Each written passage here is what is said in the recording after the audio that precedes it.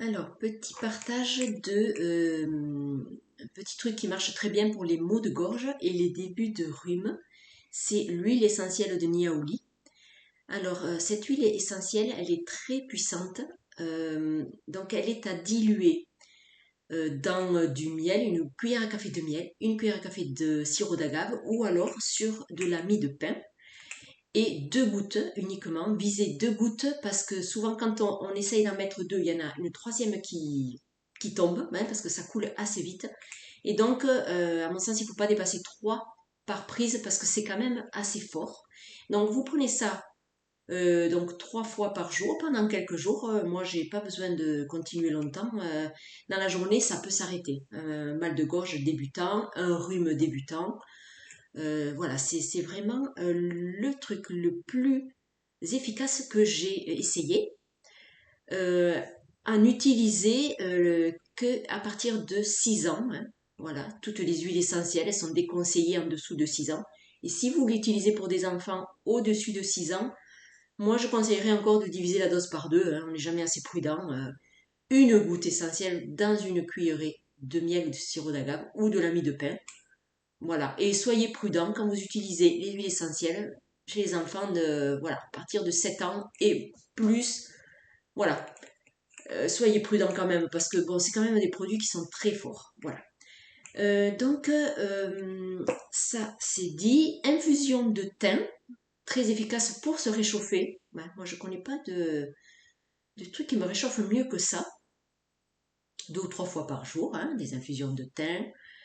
Voilà, il y a énormément de choses pour les maux de gorge.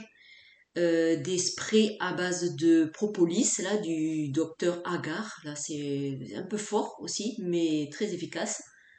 Voilà, plus vous prenez tôt, ben, plus vous avez des chances d'enrayer le mal de gorge ou le rhume. Voilà. Après, au niveau symbolique, il y a quelque chose à observer quand on a mal à la gorge ou quand on a un début de rhume. Des fois, c'est brutal et c'est un refroidissement soudain.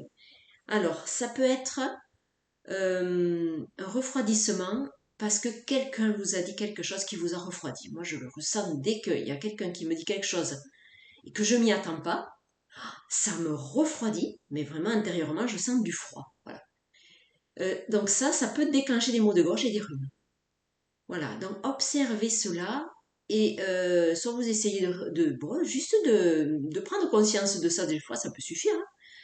De réharmoniser avec des fleurs de Bach ou juste se dire ah ouais là ça m'a refroidi vraiment ce qu'il m'a dit ou ce qu'elle m'a dit ou ce que cette personne me montre ou une situation que vous voyez à l'extérieur. Ah, ça crée quelque chose un peu voilà de l'ordre du refroidissement.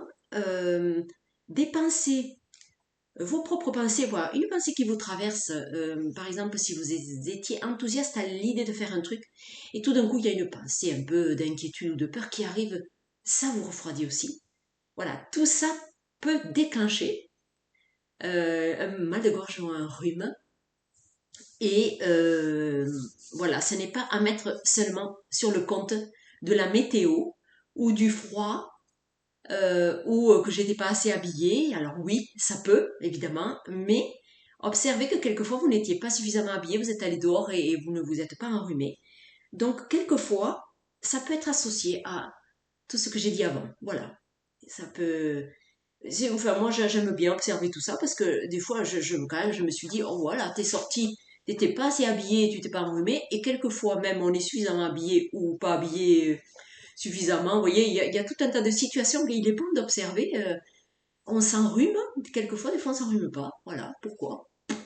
Alors après, oui, ça peut être l'immunité aussi qui est un peu en baisse de régime, on va dire. Voilà. Observez donc tout cela. Voilà, testez si vous avez l'élan de le tester. C'est vraiment super efficace. Vous avez de l'homéopathie aussi pour les maux de gorge. Il y a Belladonna qui me vient comme ça. Mercurius solubilis aussi. Le aconite pour les choses un peu soudaines. Pour maux de gorge, qu'est-ce qu'il y a d'autre? Oui, après il y a des choses pour les Vraiment, quand c'est les amygdales qui sont atteintes, enfin plus, voilà, il faut aller plus précisément. Mais bon, voilà, déjà ces petites choses-là. Et après, il y a énormément, mais voilà, petit partage.